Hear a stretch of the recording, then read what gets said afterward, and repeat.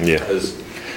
You're right. Just 2 weeks ago, we were third in the league in run defense, and boy, we really fallen off a cliff the last couple of weeks. So it's something we're looking at. We're going to go back and look at some things we did, prior to the last couple of weeks, and but for us, when we look at the tape from yesterday's ball game, it's purely, us not being where we needed to be on certain occasions, and our tackling wasn't bad. It was much better than the week before, but being in and out of our gaps was a big problem. We played a lot of 8-man front yesterday, which means you think you're going to be fine against the run, but didn't turn out that way for us. So, but that's the biggest culprit from yesterday. And why it's happening, we got to go back to the fundamentals of what we do and teach it as if we're at the beginning of training camp, not take for granted that everybody understands the importance of, being in their spots, because obviously that's not the case. We've got to get back to the basics of, well, you keep emphasizing it.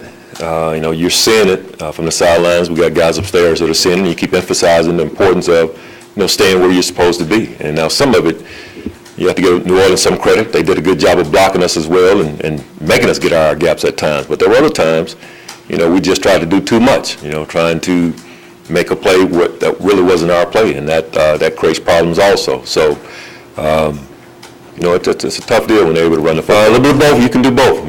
As a play caller, sometimes you say, okay, well, we're going to try this, and you're rolling the dice a little bit to try to get it, plug the dike. And as a player, you can say, okay, I know where they're going to run the football. I'm going to try to get over there. When if you do that, then you open up something else where you're supposed to be. So something you have to guard against, and you just got to be fundamentally sound, and technique sound, and let the defense work for you like it has in the past, and not try to create things and make something when it's not necessary. And I don't know. I just know that we got to do a better job of defending the run than what we're doing right now. No matter who's out there, we got guys that are capable of doing it. They've done it. So we just got to get back to doing it. Ramon, you can see that hand is still affecting him a little bit, but he should be better, going to the next ball game, because he will have had an entire week of practice on his belt again. So he should be a little bit better.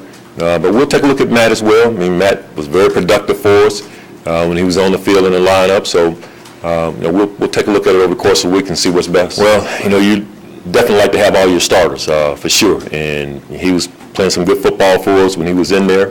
Sharice has done a good job.